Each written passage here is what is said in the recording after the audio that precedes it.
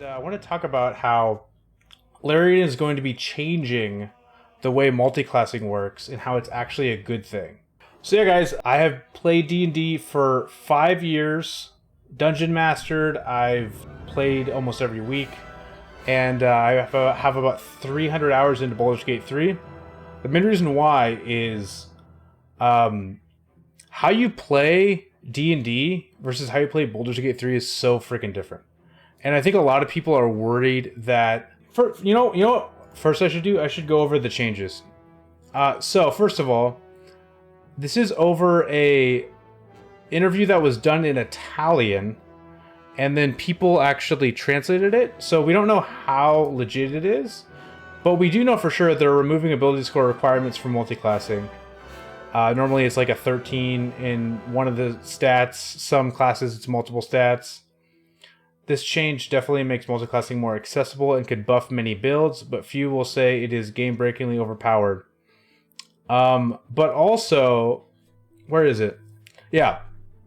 The second one, this is the one that people are worried about. It says, I am not really sure what to make of this line, but it sounds like it's going above multi-class casters. So, the other thing is we changed how magic users use spell slots, making it less punishing to level up more than one magic class.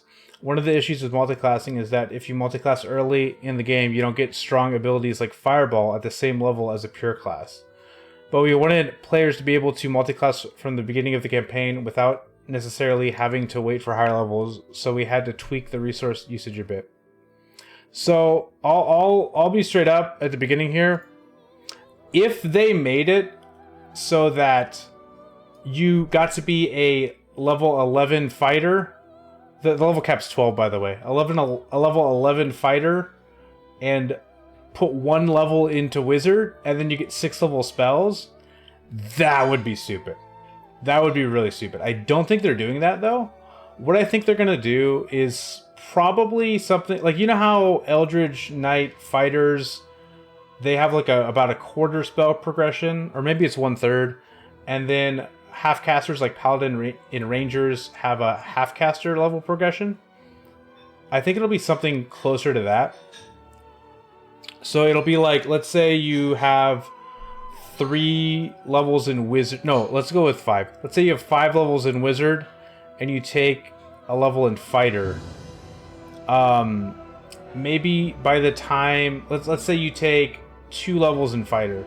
Oh my god, I don't think you will then have 4th level spells.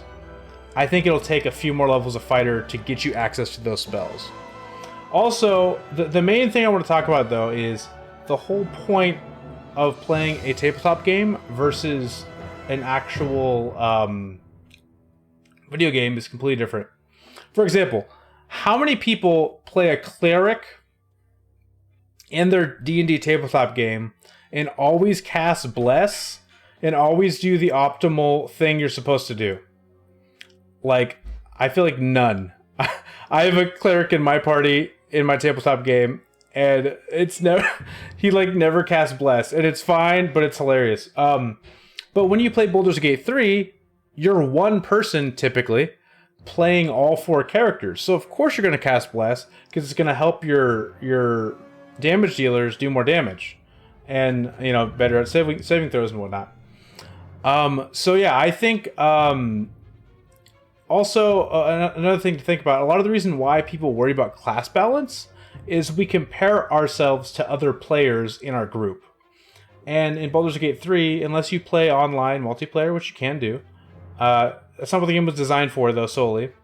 Unless you do that, you're not going to be comparing your main character to your other characters in the same way. So being more powerful is less of a problem, I feel like. And then like, I don't know, I just think balance is not as much of a worry.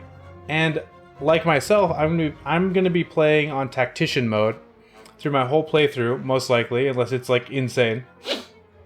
So for people who feel like the new multiclassing rules make the game broken, play on tactician mode. Give yourself more of a challenge, you know? Also, if you're interested in watching that, I am streaming right now while I'm recording this. Comrade_Warners at twitch.com, twitch.tv, sorry. And I'll be streaming August 4th, my first stream of Baldur's Gate 3. I'm going to be playing Tactician Mode, Dark Urge playthrough with a Warlock Fighter multiclass. So we'll really be able to dig into how the multiclass changes actually are. And if you have any disagreements of if this is a good or bad thing, let me know in the comments section. And let me know in the stream, my fellow people, Baldur's Gate fans that are watching in the stream. But yeah, either way, that's all I really wanted to talk about.